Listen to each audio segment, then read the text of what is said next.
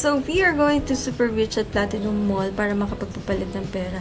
But if you're staying in Platinum area, yung nakikita nyo signage na may yellow and blue, BKK Exchange, maganda din yung palitan nila dyan. Sa mga napapanood ko kasing vlog, Super Rich talaga recommended nila, kaya hindi ko na naisip na mag-try sa money exchange around Platinum.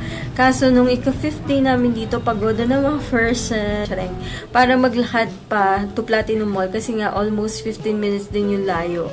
Kaya naisipan namin mag-try na lang dyan sa may BKK Exchange and it turned out na mas maganda pa nga ang palitan. Also, recommended din na magdala na lang ng peso and ipa-exchange. Good thing may enough cash to lend yung kasama namin kasi ang mahal din ng charge, 250 baht. Na-try namin once and sayang kung mag-withdraw ulit kami. Another 250 charge siya.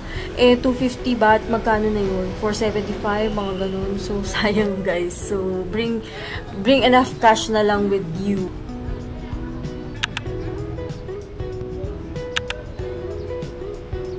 Nag-decide na kami kumain sa labas ng Platinum Mall. Price starts at 101 stick ng meat and 200 baht sa rice meal. Saks lang yun sa stick pero solid yun sa rice meal. Madami servings and masarap.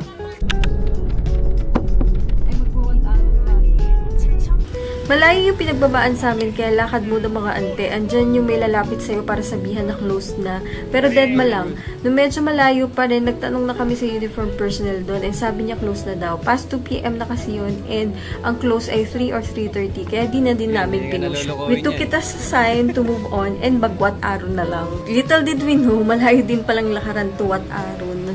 Minsan talaga hindi mo alam kung tama pa mga desisyon mo sa buhay. Pero sa dulo lang, sakay na lang kayo, lalo na if katiri ka ng araw. Buti na lang talaga, ang ganda-ganda ng view, kaya pauwi yung pagod.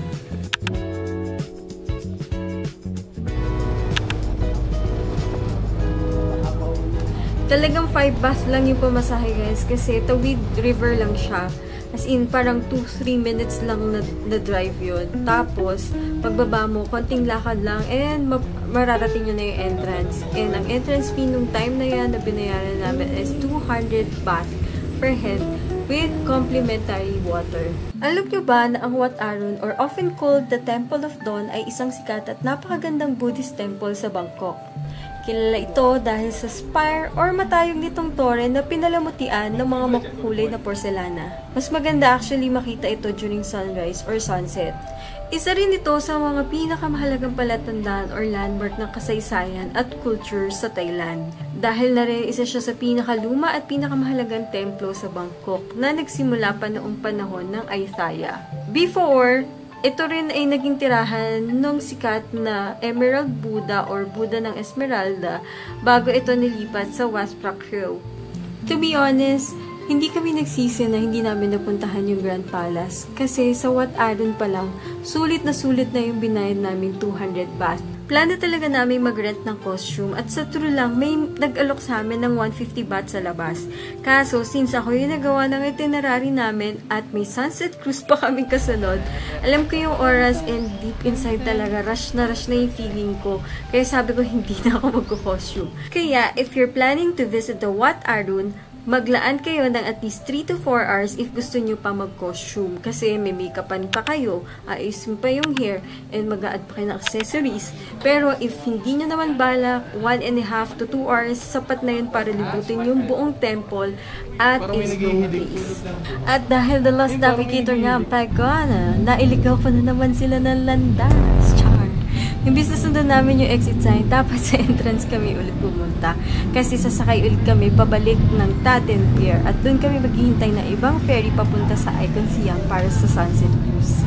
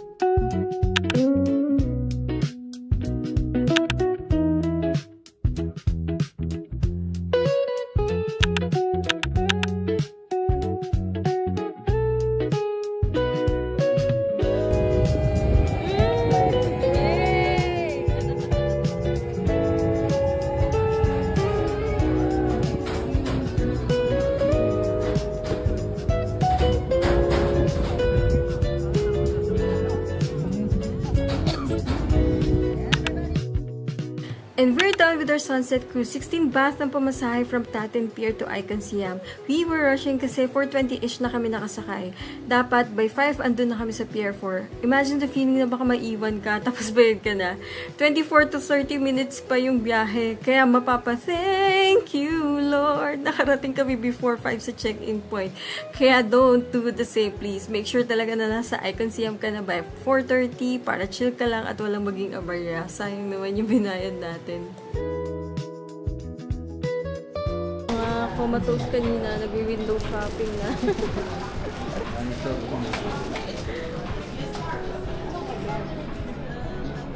Butter Bear.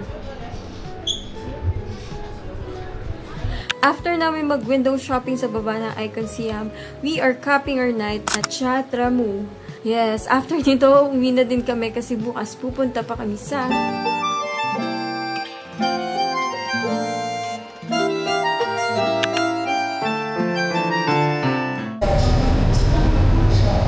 We're here. Day to fight! Char. Para makikipaglaban na naman kami ngayon, guys. Day 1, almost 20k steps ako. Imagine. So, naglakad nga lang pala kami from our hotel to Ratchaprarop Station kasi malapit lang siya. 10 to 12 minutes walk lang ata siya. Slow pace pa. So, ngayon, we are buying our coin papuntang Payatay. 15 baht yung fare and less than 2 minutes lang yung ride kasi isang station lang yung pagitan.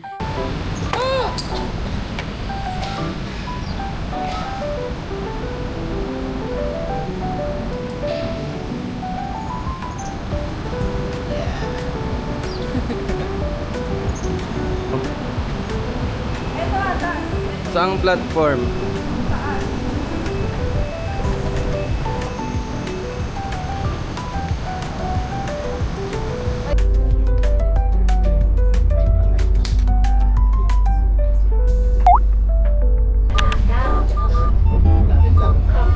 Dito na tayo sa train, Thai. Lipat ng train. Babe, saan na yun? Anong station? BTS Payatay. Tatransfer tayo doon papuntang Keha. Diniretso lang namin yan and natumbok na agad namin yung BTS Payatay Station. 65 baht daw yung pamasahe ayon kay BKK Rail app for almost an hour ride. So if you're gonna use more of the train, I highly recommend na i-download nyo yung BKK Rail app.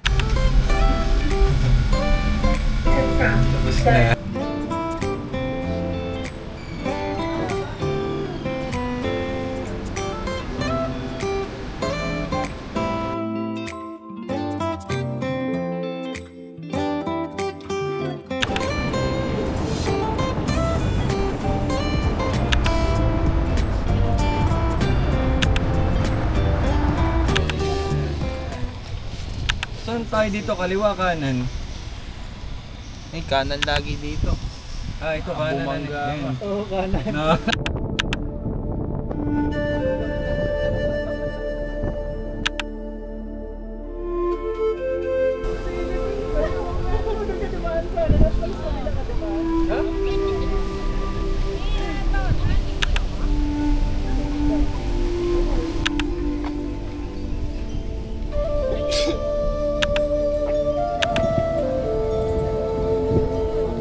Maganda dito sa taas.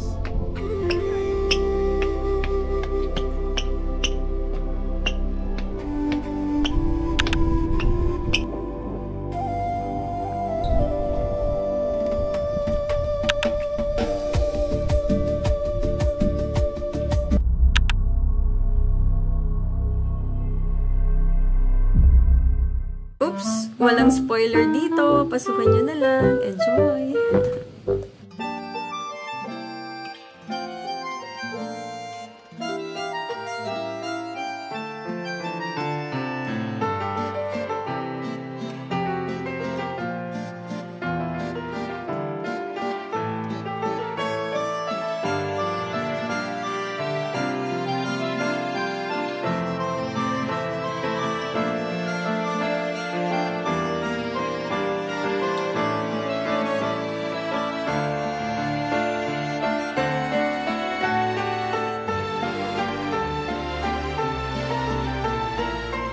At nagutom na nga kami. And for our lunch, dito na kami kumain sa Ancient City bago pumunta na.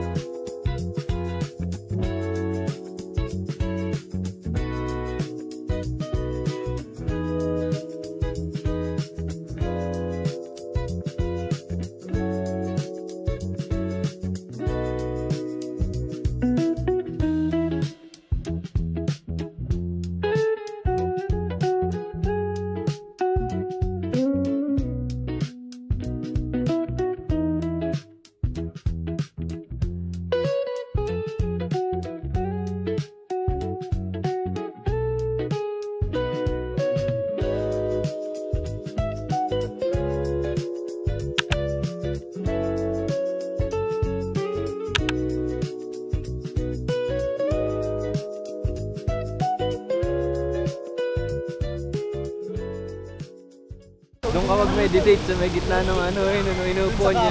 Oo, sa inuupuan niya.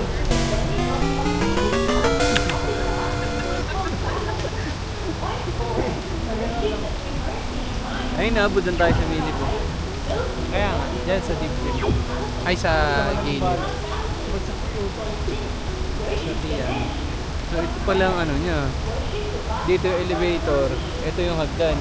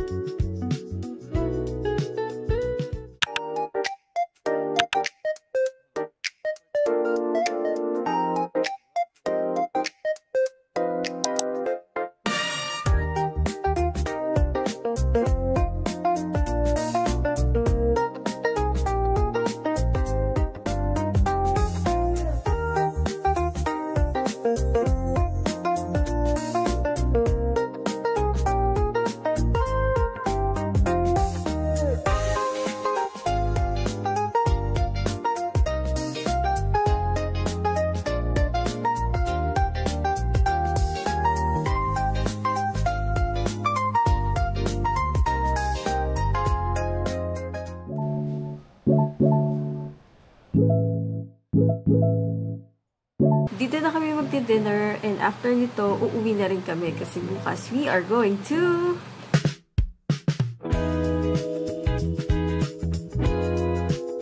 Information, you can look back and you can repeat your video and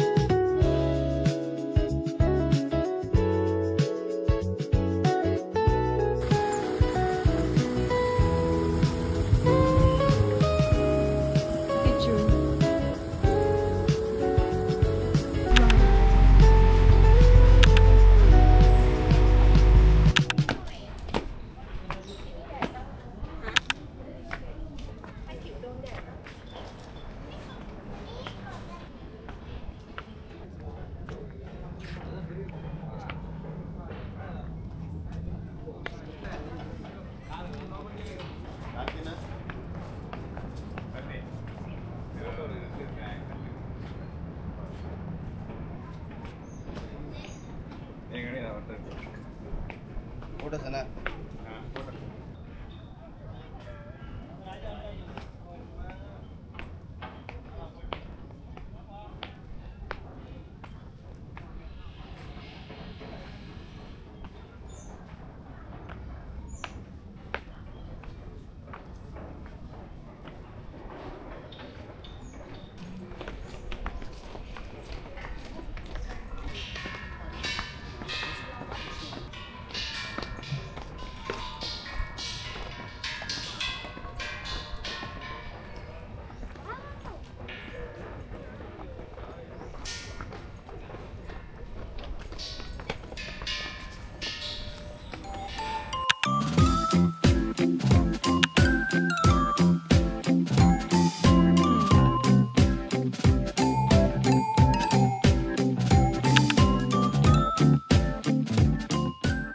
Personally, feeling ko yung tour na to ay para talaga sa mga kids at yung mga plantitos.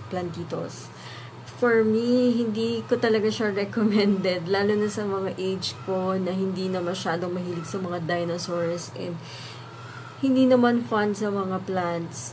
Yung sightseeing bus, para lang siyang hop on, hop off. So, idadrop ka nila dun sa sightseeing area and then sasakay ka ulit para daling ka nila ulit sa isang sightseeing area pa. So, area by area yung hop on and hop off nyo. Siguro 1 or 1.5 hours maximum lang kami nagstay dito. So, for its price, it's not really worth it for me, personally.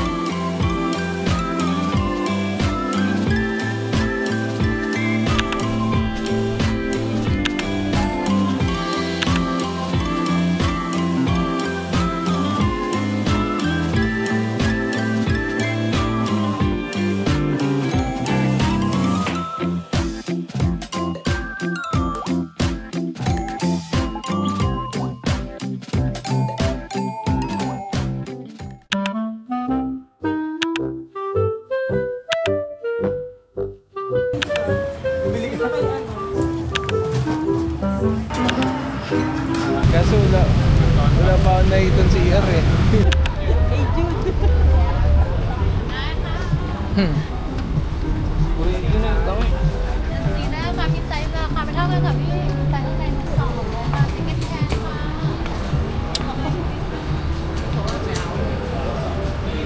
Positive, mark the spot.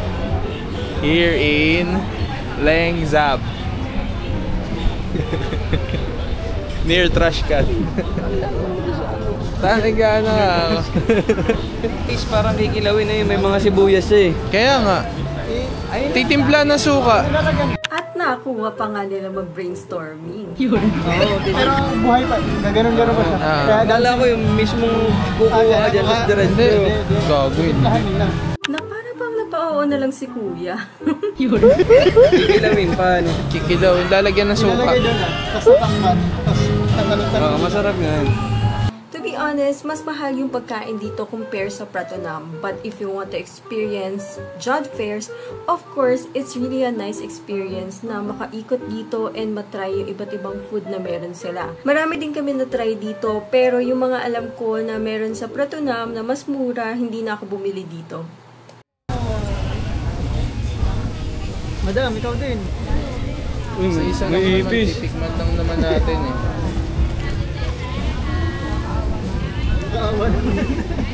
Kalusot. Ang dami! Wow! No extra small! Naghahanap pa nga ako ng extra small kasi feeling ko ang dami niyan. Pero guys, naubos nila yan lahat. Kayo muna. Titignan ko muna.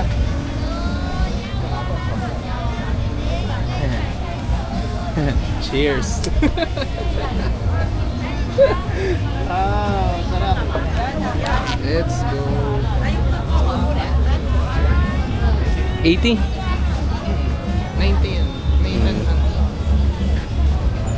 Game. Unat. Makunat ba? Sarap.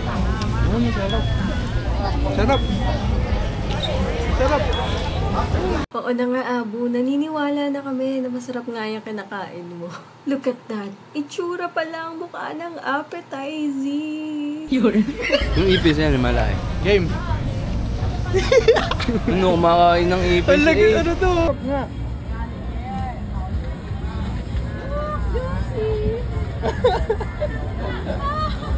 Masarap nga. Hindi masarap nga. Guys. Pero kung modern, pwede ko maubos yung isa. Ito ipis ah. Parang ano lang, Ipis. lasang hipon lang. Yun yung kinain ko, parang lasang hipon lang. Kaya ko lang. Yan ako. Magaling eh. Hindi, yan naman siguro yung mga alagang ano. Ang ganda ng ipis sa bahay. Hindi matinig. Titigan mo muna. Titigan mo muna bago mo... Ang laki yan, ang laki. Ganyan yung kinain ko ah.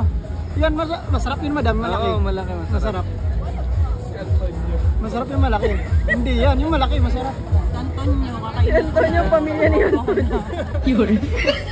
Kasi mamaya pagbukas mo ng pinto dun sa hotel nyo, natatakbo-takbo. Mapakaawa. Sasalubong sa'yo, no? Lumipad, sasalubong sa'yo. Si Abu, ang buhaya hunter. Kakain siya ng buhaya. Abu, angat mo yan. Iangat. Iangat mo, pwede yan. Inaangat nga ni ko yan. Angat mo. Ako si kunin mo si Video ah. Si Abu kinakain na yung buhaya. bakunat. Pero masarap. Kunat.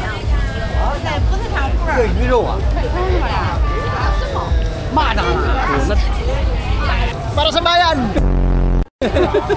Tikman nyo ah. Ayaw. Ay, ano ba? Iba lasa ano? Iba yung lasa ng karne. Ayaw. Ay. Ano?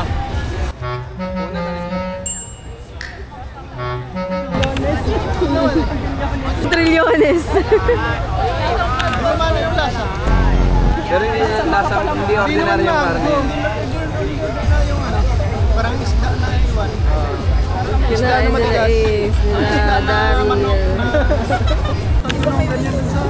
Oh? Last day na namin and sumaglit lang kami sa Platinum nung umaga para bumili sa KFC at saka magpa-exchange. And puro food trip na nga yung ginawa namin. Yung mangga, hindi mawawala, and yung roti. Oh my God, mabimiss ko talaga. And sabay-sabay nga kami nagmamassage. Sabay-sabay massage. Ang normal rate nila is 250 baht. Pero dahil meron silang happy hour rate, if magpapamassage ka from 2 to 6 p.m., 200 baht na lang yung binayad namin dyan. Ito na ata ang best reward mo sa sarili mo, lalo na naka 50k steps ata kami dito sa Thailand. Baon ng paborito kong tinapay sa 7-Eleven. At ang mga experience namin dito sa Thailand, uuwi na nga kami ng Pinas. Time to say goodbye. Back to reality na naman, guys. And kailangan na naman natin magtrabaho at mag-ipon para sa next gastos. Pero masasabi namin na nag-enjoy kami sa buong stay namin dito sa Thailand. Mapa-hotel man yan, pagkain, transportation, activity, at kahit nasa area namin. Nag-enjoy kami, guys, as in.